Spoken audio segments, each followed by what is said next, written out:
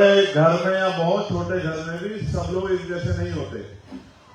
बड़े पैमाने पर जिम्मेदार समझदार लोग होते हैं, एक दो लोग गैर अनुशासित भी होते हैं, लेकिन हमारा काम है कि हम उनको भी समझा के अनुशासित बनाएं।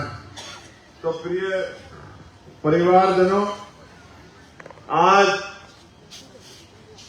उड़ीसा के भुवनेश्वर में जब मैं और आप बात कर रहे हैं तो मेरा आपसे आग्रह रहेगा, जो साथी भीम आर्मी से जुड़े हुए हैं वो अपने फोन कृपया बंद करें और अपना दिमाग मेरी तरफ लगाएं, क्योंकि जब वो अपना दिमाग एक हाथ पकड़ के फोन में लगाएंगे, मैं इसका उदाहरण से बताता हूं तर्क के साथ, कि जब आप स्कूल में पढ़ते हैं, कॉलेज में पढ़ते हैं और टीचर पढ़ा रहा होता है और आपका ध्यान किसी दूसरी चीज में होता है, तो जब पेपर आता है और पेपर में वो क्वेश्चन आता है जो मास्टर ने पढ़ाया होता है, टीचर ने, तो फिर आप उसके जवाब में 0 लिख के आते हैं और आपके नंबर भी 0 ही आते हैं।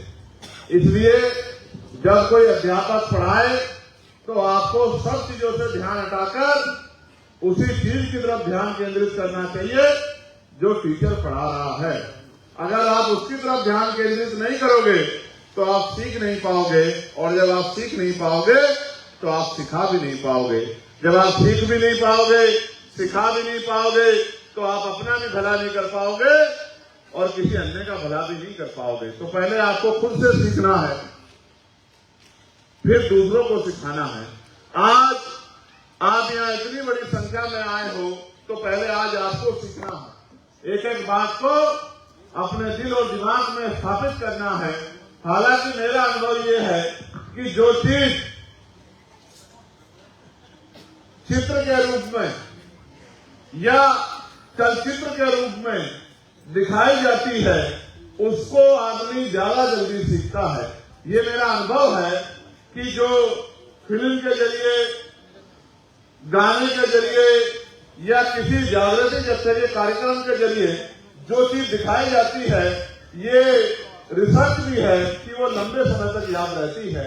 इसके अलावा आपने देखा होगा कि स्कूल में टीचर तो सब कुछ पढ़ाता है लेकिन सब कुछ हमें याद नहीं रहता। इसलिए हम कोशिश करेंगे कि साधारण भाषा में बात आप तक पहुंचे, और जब बात आप तक पहुंचेगी और आपकी समझ में आएगी तो बात दूर तक जाएगी। और हम लोग भी यहाँ इसलिए आए हैं कि बात दूर तक जाए, क्योंकि जब तक बात दूर तक नहीं जाएगी और उड़ीसा के घर घर तक नहीं जाएगी और अंतिम व्यक्ति तक नहीं जाएगी, तब तक आपका भला होने वाला नहीं है। क्योंकि ये लोकतंत्र है, ये राजतंत्र नहीं है। लोकतंत्र में अंतिम व्यक्ति का भी योगदान होता है, तो हमें अंतिम व्यक्ति को भी तैयार करना है। प्रिय बंधुओं, बहनों, भाइयों, मैं आपका धन्यवाद करने के साथ अब अपनी बात को शुरू करता हूं, और बात को शुरू करते हुए भगवान तथागत बुद्ध से लेकर उनके समकालीन जन्म में सभी महापुरुषों को नमन करता हूं। साथ साथ राष्ट्रपिता ज्योतिबा फूले, डॉक्टर बाबा साहब अम्बेडकर, छत्रपति साहू जी महाराज, भगवान बिरसा मुंडा, ईवी पेरियार रामानायकर स्वामी, पेरियार लाल यादव, बाबू जगदेव प्रसाद कुशवाहा, जननायक कपूरी ठाकुर, महामना रामचूर वर्मा, मान्यवर दीना भाना वाल्मीकि और मान्यवर काशीराम साहब को भी नमन करता हूं। उनको भी आज के दिन श्रद्धांजलि देता हूं, क्योंकि अगर वो लोग नहीं होते, वो महान विभूतियां नहीं होती, तो ये आंदोलन नहीं चलता, और आंदोलन नहीं चलता तो मेरे जैसे प्राइमरी स्कूल के हेडमास्टर का बेटा आज लोकसभा का सांसद नहीं होता और इतनी बड़ी जनसमूह को यहाँ मंच से खड़े होकर अपनी बात से संबोधित नहीं कर रहा होता। तो मैं अपनी बात को यहां से शुरू करता हूं, जब बाबा साहब अम्बेडकर ने कहा है कि जो समाज अपना इतिहास नहीं जानता वो कभी अपने भविष्य का निर्माण नहीं कर सकता है। पहले हमें इतिहास को जानना चाहिए। आप अगर हाथों की ताली बजाने में भी अपना ध्यान भटकाओगे तो भी आपकी समझ में कम आएगा। मैं तो ये चाहता हूं कि आप सारा ध्यान मेरी बात पर ही रखें, ना तालियों पर ध्यान रखें, ना झंडे को लहराने में, क्योंकि इसका तो बहुत समय आएगा जब आप मेरी बात आपको अच्छी लग जाए तो मेरे बात को खत्म होने के बाद आप खूब ताली बजा लेना।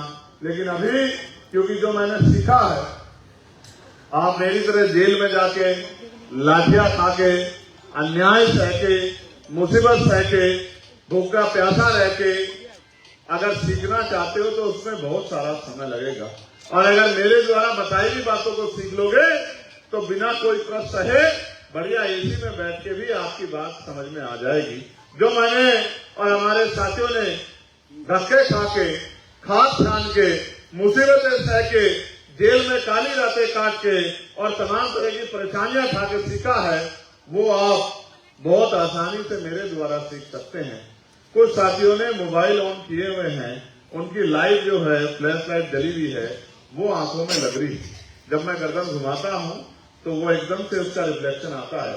तो मैं ऐसा अनुरोध करूंगा, जो वीडियो जिनकी इच्छा भी है, जो बिल्कुल ध्यान देना नहीं चाहते, तो कम से कम फ्लैश लाइट बंद करके अपनी वीडियो बना लें, जिससे कि औरों का नुकसान ना हो। तो जब बाबा साहब ने कहा था कि जो समाज अपना इतिहास नहीं जानता वो कभी अपने भविष्य का निर्माण नहीं कर सकता है, तो मैं आपको याद दिलाना चाहता हूं कि 1947 में ये जो व्हाइट टी शर्ट में बच्चा बैठा है,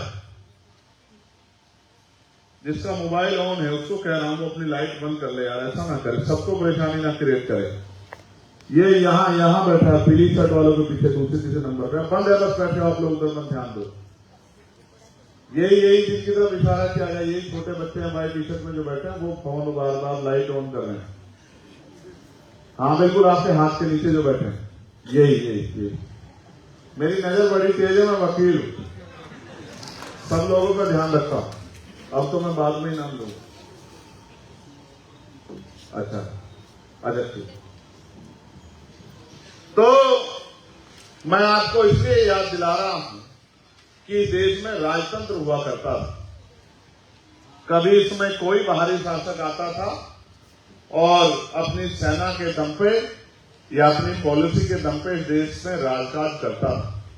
इस देश में समय समय पे विदेशी आक्रांता आए, कभी आर्यंस आए हैं, कभी हुन आए हैं, कभी शक आए हैं, कभी यवन आए हैं, मुगल भी आए हैं, अंग्रेज भी आए हैं।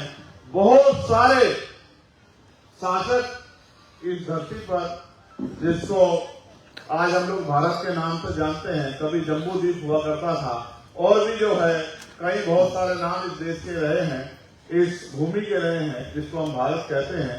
और कॉन्स्टिट्यूशन में आर्टिकल 1 में लिखा इंडिया दैट इज भारत, यानी कि ये हिंदी में भारत है और इंग्लिश में इसको इंडिया हम लोग कहते हैं। इसलिए मैं बार बार टोकता हूं कि जो लोग इसको हिंदुस्तान कहते हैं, मैं उनको समझाता हूं कि आप कॉन्स्टिट्यूशन के खिलाफ हो, कॉन्स्टिट्यूशन के खिलाफ जाके बात करते हो, तो जो कॉन्स्टिट्यूशन के खिलाफ जाके बात करता है फिर वो कॉन्स्टिट्यूशन का सहारा नहीं ले सकता है।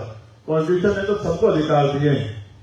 प्रिय साथियों, तो मैं बात आपसे कर रहा था कि इस देश में राजतंत्र था, और राजतंत्र में राजा जो कहता है वही बात अंतिम व्यक्ति को माननी पड़ती है। राजा अगर दिन को रात कहता है तो प्रजा को दिन को रात माननी पड़ती है, और राजा अगर रात को दिन कहता है तो प्रजा को रात को दिन मानना पड़ता है, क्योंकि राजा ही सर्वोपरि होता है। और लंबे समय तक राजशाही चली। फिर राजशाही के दौरान जब अंग्रेज इस देश में आए तो इस देश में तमाम तरह की रूढ़िवादिता, कुरीतियां और तमाम तरह की बुरी जो इस देश को आदतें लगी हुई थी, या इस देश में व्यवस्था बना के, कानून बना के बहुत सारे लोगों को झुंड जाति का जीवन और बिना अधिकारों के जीवन जीने के लिए जिस तरह की व्यवस्था बनाई गई थी, जिस तरह कठोर कानून बनाए गए थे, समय समय पे का और तमाम तरह से, यहाँ तक कि सूर्य की रोशनी में भी निकलने का जो है अधिकार नहीं था। और तो और जिन तालाबों से जानवर पानी पीते हैं, उन तालाबों से भी पानी पीने का अधिकार सार्वजनिक रूप से बहुत लंबे समय तक लोगों के पास नहीं था। फिर इस देश में समय समय पर आंदोलन चले और तमाम तरह से, और मुझे तो ये भी बताने में कोई आज नहीं है, किसी बोर्ड की मेंबर भी बनती हैं या चपरासी से लेके क्लास 1 के अधिकारी कर्मचारी बनती है, अगर ये अधिकार किसने दिया है तो ये डॉक्टर बाबा साहब अम्बेडकर के संविधान ने दिया है, उसके अलावा कोई अधिकार किसी महिला के पास नहीं था। तो मैं ये बात आपको इसलिए बता रहा हूँ, महिलाएं तो देश में शासक भी नहीं हो सकती थी, महिलाओं को तो पैरों की जूती माना जाता था। ये देश का इतिहास कहता है, आप पढ़कर देख लो, आपको पता लग जाएगा।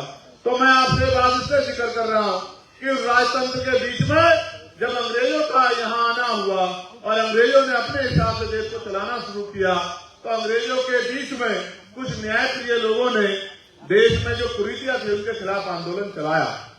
ये आंदोलन पुनः राष्ट्रपिता ज्योतिबा फुले के नेतृत्व में शुरू हुआ। फिर इनको इस आंदोलन को साहू जी महाराज ने आगे बढ़ाया, फिर इस आंदोलन को बाबा साहब अम्बेडकर ने आगे बढ़ाया। और आंदोलन क्या था कि इस देश में सबको समता, समानता, बंधुत्व, भाईचारे का अधिकार मिलना चाहिए।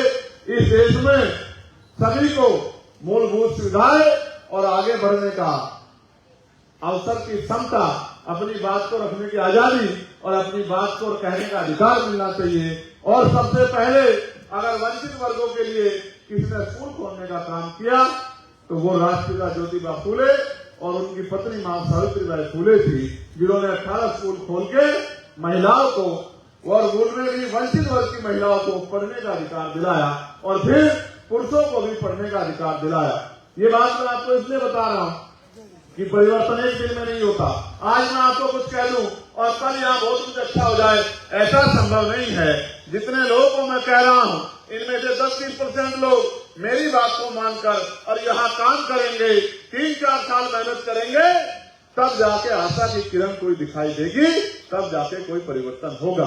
तो मैं आपको बात को आगे बढ़ाता हूँ कि राष्ट्रपिता ज्योतिबा फुले के बाद साहू जी महाराज ने यहाँ 1902 में आरक्षण की व्यवस्था लागू की, जब उन्होंने 50% आरक्षण पिछड़े वर्ग के लोगों को देने का काम किया।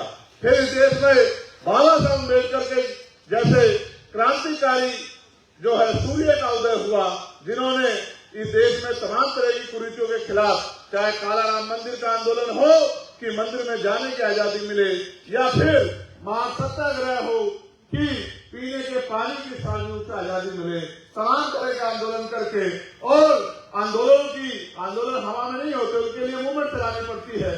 तो पहले उन्होंने समता सैनिक दल बनाया, फिर उन्होंने लेबर पार्टी ऑफ इंडिया बनाई, फिर उन्होंने शेड्यूल कास्ट फेडरेशन बनाया, फिर उन्होंने अंतिम समय में आरपीआई बनाई, और साहित्य के क्षेत्र में भी बहुत सारे ऐसे जो हैं कि पत्रिका चला के, चाहे अखबार निकाल के, कई तरह से जो है समाज को जागरूक करने का काम किया। अंत धार्मिक रूप से भी बुद्धिज्म की तरफ समाज को ले जाके एक बहुत बड़ा परिवर्तन करने का काम किया, क्योंकि उन्होंने येवला में ये संकल्प लिया था कि मैं हिंदू धर्म में पैदा हुआ हूँ, इसमें मेरा अधिकार नहीं था, लेकिन मैं हिंदू धर्म में मरूंगा नहीं, इसमें मेरा अधिकार है।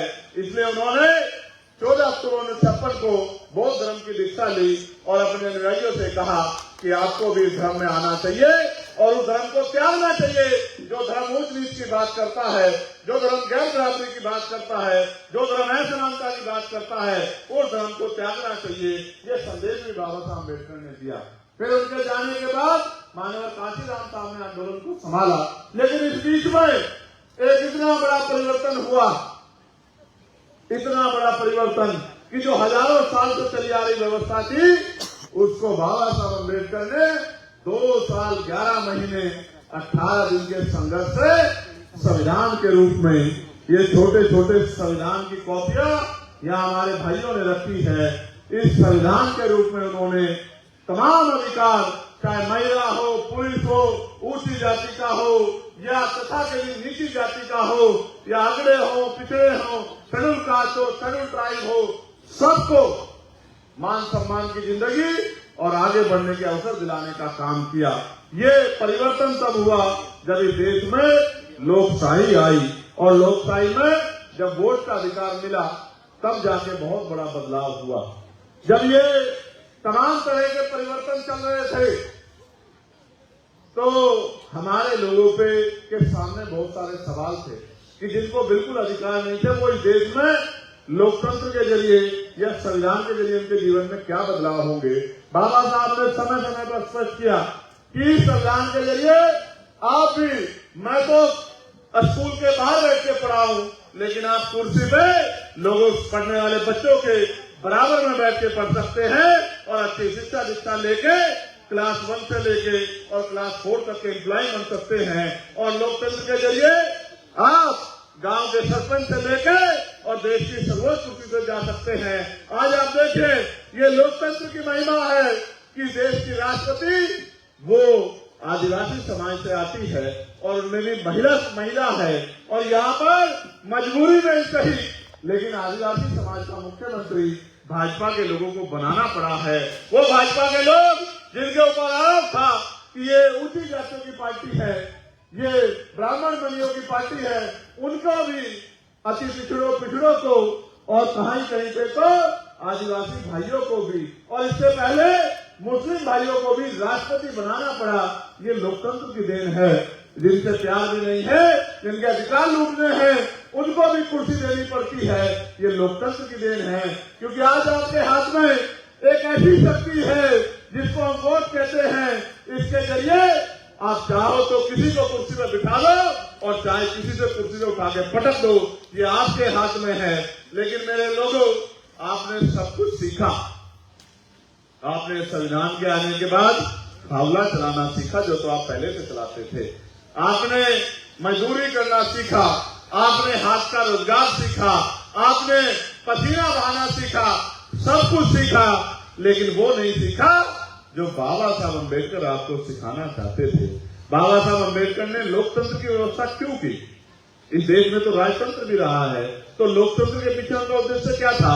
वो किसको कुर्सी बिठाना चाहते थे? वो इनको कुर्सी में बिठाना चाहते थे जिनको हमेशा पीछे खड़ा किया गया, जिनको स्कूलों में नहीं घुसने दिया गया, जिनको अस्पतालों में नहीं घुसने दिया गया, जिनको सार्वजनिक स्थलों में नहीं घुसने दिया गया, जिनको मंदिरों में नहीं घुसने दिया गया। इस लोकतंत्र के जरिए वो उनको कुर्सी में बिठाना चाहते थे। और ये लोकतंत्र और संविधान की शक्ति है कि आज इतना बड़ा नेतृत्व जो है उड़ीसा का एक मंच पर बैठा है और उसको सुनने वाला इतना बड़ा समाज यहाँ बैठा है। ये भारतीय संविधान की देन है। तो मैं भारतीय संविधान को जिंदाबाद करता हूँ कि अगर ना होता भारतीय संविधान तो ना मुझे मिलते अधिकार और ना आपको मिलते ये अवसर।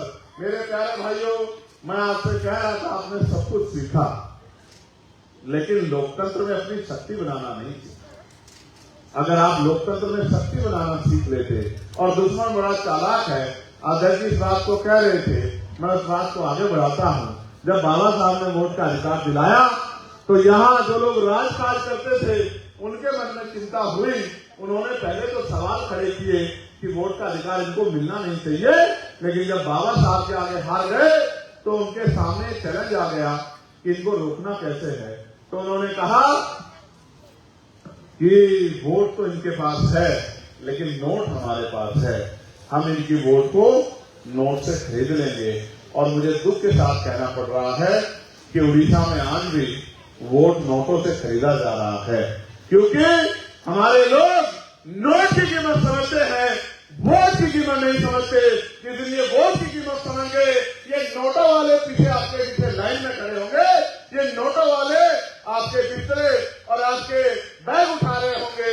जिस दिन आप वोट की कीमत समझ जाओगे, उस दिन आपकी कुर्सियां बिठा रहे होंगे। जो लोग आज नोट पे वोट खरीदते हैं, जिस दिन आप वोट की कीमत समझ जाओगे। आप छोटे से चुनाव को ले लो, आज पैसे के आधार पर चुनाव होता है और सारी पार्टियां पैसे पे पैसा खर्च करती हैं। आज ये सोचो, जो लोग लाखों रुपए प्रधानी के चुनाव में आपके यहाँ सरपंच कहते होंगे या मुखिया कहते होंगे, जो लाखों रुपए गांव के चुनाव में खर्च करते हैं, क्या वो आपकी सेवा के लिए खर्च करते हैं? जो आदमी लाखों रुपए किसी काम में इन्वेस्ट करेगा, किसी काम में डालेगा, तो वो क्या आपका भला करने के लिए डालेगा? वो तो अपना भला करने के लिए डालेगा। जो आदमी इलेक्शन में पैसा खर्च करेगा, वो चुनाव के बाद पैसे से पैसा कमाने का काम करेगा। इस देश में साधु कौन है? इस देश में त्यागी कौन है कि वो त्याग करके आपकी मदद करे, आपकी सेवा करे? आप अपने गांव का हाल ही देख लो कि आपकी गरीबी बेबसी से निकालने के लिए किसी बड़े महल वाले ने आके आपका हाथ पकड़ने का काम किया। आपके पास मकान नहीं था तो आपका हाथ पकड़ के अपने मकान में ले जाने का काम किया कि तेरे पास मकान नहीं है, तेरी जिंदगी में बदलता हूँ, चल मेरे मकान में मेरे साथ रहना। या कोई भी लोग बैठे हैं, आप तो गुमराह होते रहे, आपकी समझ में नहीं आया।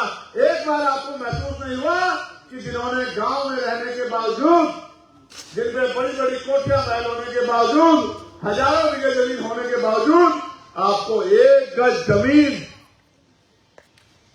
इज्जत से जीने के लिए नहीं दी, वो क्या आपका भला चाहते हैं, आपकी जिंदगी बदलना चाहते हैं? कैसे भोले भाले लोग हो। मैंने तो जानवर देखे हैं, एक दो बार जहां से कांटा लग जाता है उस रास्ते को नहीं जाते। आप तो आजादी के 75 साल बाद भी, जब इस देश में लोकतंत्र है, फिर भी बार बार धोखा खाते हो।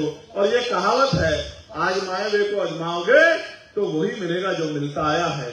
आप चुनाव के समय वोट को नोटों के आधार पर तोलते हो और अगले 5 साल उन्हीं के आगे हाथ फैलाते हो जिनको जो नोट देके वोट ले जाते हैं। ये काम अगर आप लोगों ने बंद नहीं किया तो फिर इसका खामियाजा आपको भुगतना पड़ेगा। और खामियाजा ये है कि फिर आपकी आने वाली नस्लें भी, उनका भी हाथ इस देश में और उड़ीसा में भी फैला रहेगा।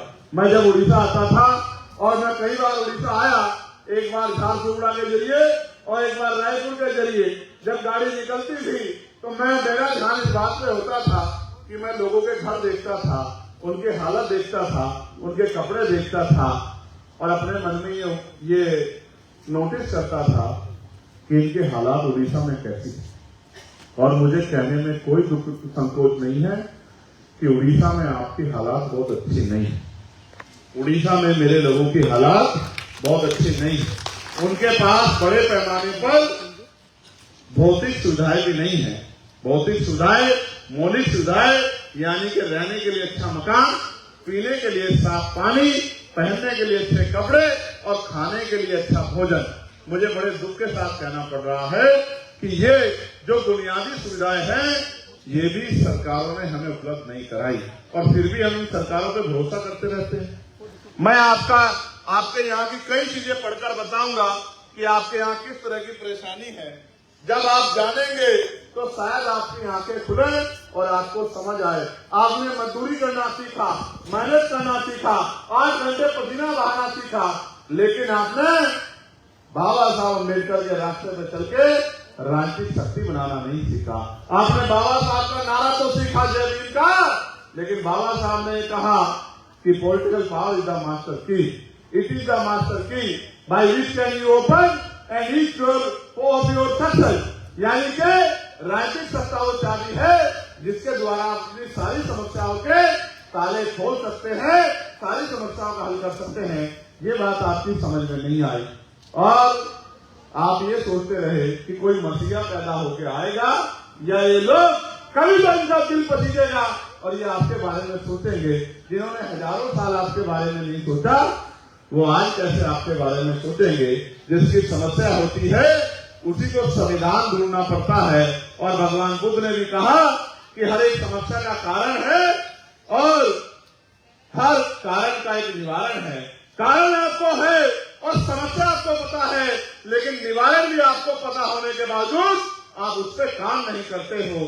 आप दूसरे में भरोसा करते हो, किसी को वोट देते हो और फिर निजी स्वार्थ के, कुछ लोगों के निजी स्वार्थ के चलते फिर बड़े पैमाने पर समाज खाली हाथ रह जाता है। हर 5 साल में चुनाव इसलिए होते हैं कि अगर आपको जिसने आपसे वोट लिया और आपका काम नहीं किया, आप उसको बदले किसी और को मौका दे दो।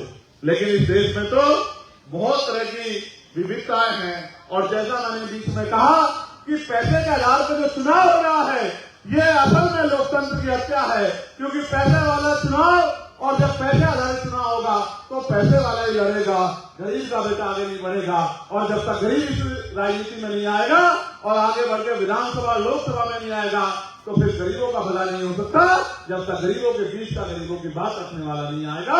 इसलिए पैसे वाले लोगों ने ये खेल बना रखा है कि जितना पैसा लगा राजनीति में कि गरीब लोग इसमें खुशी ना पाए। मैं धन्यवाद दूंगा माननीय काशीराम साहब को कि उन्होंने समाज को जागरूक करके इस लड़ाई को, इस जो बेड़ियां गिरी गई थी, आर्थिक की बेड़ियां, इनको तोड़ने का काम किया।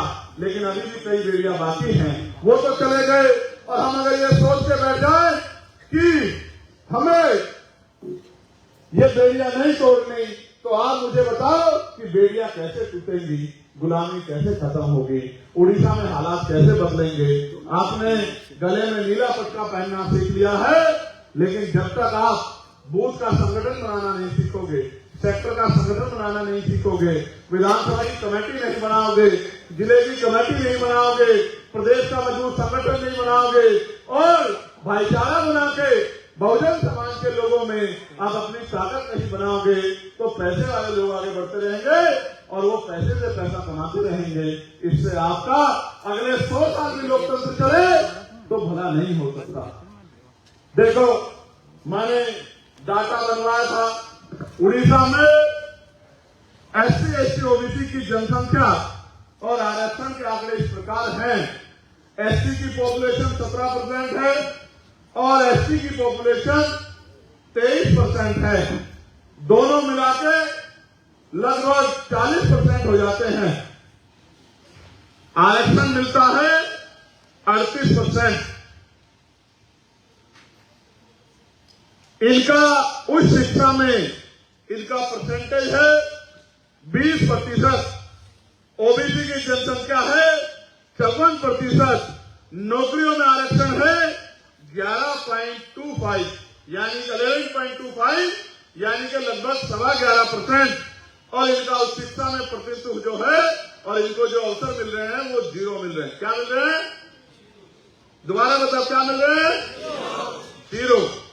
इन्होंने क्यों मिल रहे हैं 0 हमारे पिछले वर्ग के लोगों को? क्योंकि इन्होंने जब मास्टर पढ़ा रहा था तो ये फोन में वीडियो बना रहे थे। मास्टर की बात को इन्होंने सुना नहीं और लड़ाई को मजबूती से लड़ा नहीं, इसलिए इनको क्या मिल रहा है? जब ये अंधविश्वास, पाखंडवाद की धर्मांता को त्याग कर और मिशन के रास्ते पे आएंगे, तभी इनका और इनके बच्चों का भला होगा। उससे पहले इनका भला होने वाला नहीं है। वरना ये जो दल राजनीति कर रहे हैं, कोई सेकुलर के नाम पे और कोई हिंदुत्व के नाम पे, ये समय समय पे अपने धार्मिक एजेंडों को आगे करके और कोई डरा के ये वोट का अधिकार अपने खेमे में रखेंगे। कभी भाजपा आती रहेगी, कभी कांग्रेस आती रहेगी और यहाँ तो तीसरा भी दल है बीजेपी नाम का, कभी वो आता रहेगा और आप पीछे बैठ के ताली बजाते रहना और तमाशा देखते रहना। शाम में निकलकर और खुद के जीवन को और खुद के सपनों को दांव को लगाकर लोगों को जागरूक करने का काम करेंगे। बहुत सारे लोग बलिदान देंगे, तब जाके बात आगे बढ़ेगी। मैं और आपको आगे सुनाता हूं। यहाँ सामान्य जाति की जनसंख्या है 6% और उनको उनकी सरकार ने आरक्षण दिया है EWS 10%। यानी कि उनके यहाँ कोई बच्चा पैदा होगा तो उसके माथे पे लिखा होगा कि इसको नौकरी मिलनी ही मिलनी है। जिनकी आबादी 6% है उनको आरक्षण 10% है। और मुझे कहने में कोई हर्ज नहीं, इस आरक्षण के लिए उन्होंने कभी कोई आंदोलन नहीं चलाया, बस वोट के आधार पर अपनी सरकार बनाई। जिस दिन उनकी सरकार बन गई, उनकी सरकार ने उनको ये आरक्षण देने का काम किया। जिस आरक्षण के लिए बाबा साहब अम्बेडकर को गोलमेज कॉन्फ्रेंस में गए थे और वहां से उनको कम्युनल अवार्ड मिला था और अंत सितंबर 1932 में 24 सितंबर 1932 को फिर पुनः व्यक्त होकर ये आरक्षण नाम का झुंझुना हमें मिला था, जिसके लिए बाबा साहब खून के आंसू है। वो उनको सिर्फ वोट का अधिकार से जो है उन्होंने अपनी ताकत बना के ले लिया। उड़ीसा में आजादी के 75 साल बाद भी SC ST आयोग नहीं है, OBC आयोग नहीं है और अल्पसंख्यक भाइयों का आयोग भी नहीं है। क्यों बनाया जाए? सरकार तो उनकी है, वो आपका आयोग क्यों बनाए? आयोग बनेगा तो आपकी सुनवाई होगी और आयोग के जरिए कुछ लोगों पे कार्रवाई होगी, इसलिए वो आयोग बनाते ही नहीं है। तो राजकाज उनके हाथ में, वो क्यों बनाए? हाल ही में दलित समुदाय के एक वरिष्ठ IAS अधिकारी जिनका नाम है विष्णुपद सेठी CBI छापे के शिकार हुए क्योंकि वे मुख्य सचिव बनने जा रहे थे और ये साजिश के थ्रू जो लोग उनको नहीं बनने देना चाहते थे उन्होंने ये काम कराया जिससे उनके ऊपर आरोप लग जाए। आपने देखा महाराष्ट्र के एक नेता हैं, उनके ऊपर भ्रष्टाचार के आरोप थे। 2 दिन पहले प्रधानमंत्री ने एक सभा में कहा कि वही उस आदमी को मैं जेल भेजूंगा और अगले दिन उस आदमी ने सरकार में इनके साथ शामिल वो हो गया तो उसको डिप्टी चीफ मिनिस्टर बना दिया। और यहाँ आपके आदमी के ऊपर इस तरह का जो है एलिगेशन लगवाकर और उसको मुख्य सचिव बनने से चीफ सेक्रेटरी यानी कि प्रदेश का सबसे मुख्य आदमी, प्रशासनिक अधिकारी जिसकी कलम में वो शक्ति होती है कि पूरे प्रदेश को हिला सकता है, आपका आदमी ना बन जाए। ये जो देखिए जातिवाद और ये जो भेदभाव की जो पराकाष्ठा है, इसका जो है उदाहरण जीता जागता आपको देखने को मिला। एसएससी यानी कि आश्रम स्कूल पद्धति में खराब प्रशासन की लापरवाही के कारण जो मलकानगिरी डिस्ट्रिक्ट है, वहां की एक बेटी जो 10वीं कक्षा में पढ़ रही थी, उसको वो गर्भवती हो गई। ये मेरे लिए बहुत पीड़ादायक है।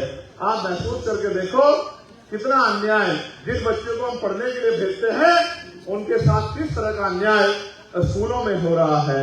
ये बड़ा चिंताजनक है। कल मैं भी अपने लोकसभा क्षेत्र में आश्रम पद्धति के स्कूल में गया था। 12वीं तक का स्कूल है, कक्षा 6 से मैं गया था 10 मिनट के लिए। 3 घंटे उन बच्चों के बीच में रहा, उनकी परेशानियों को सुना, उनके दुख दर्द को जाना, उनके स्कूल के टीचर से बात की, उनके वॉशरूम से लेके हर एक चीज का निरीक्षण किया, खाने से लेकर हर चीज की बात रखी कि इन बच्चों को परेशानी नहीं होनी चाहिए और उन बच्चों को भी समझाया कि आपको अवसर मिला है, यहाँ से जब आप पढ़कर निकलो तो एक अच्छे कर्मचारी अधिकारी बनने की तरफ आपका ध्यान होना चाहिए। ऐसा नहीं कि यहाँ से पढ़ने के बाद आप घर में चली जाओ और आप अपने जीवन में आगे बढ़ने के बारे में ना सोचो। फिर पोस्ट मैट्रिक छात्रवृत्ति शैक्षिक वर्ष के अंत में मिलती है। अगर ये शुरुआत में मिल जाए तो तमाम तरह का स्कूल जो है जो बच्चों को परेशान करते हैं, ये परेशानी का काम बंद हो जाए। इसमें भी 60% पैसा केंद्र की सरकार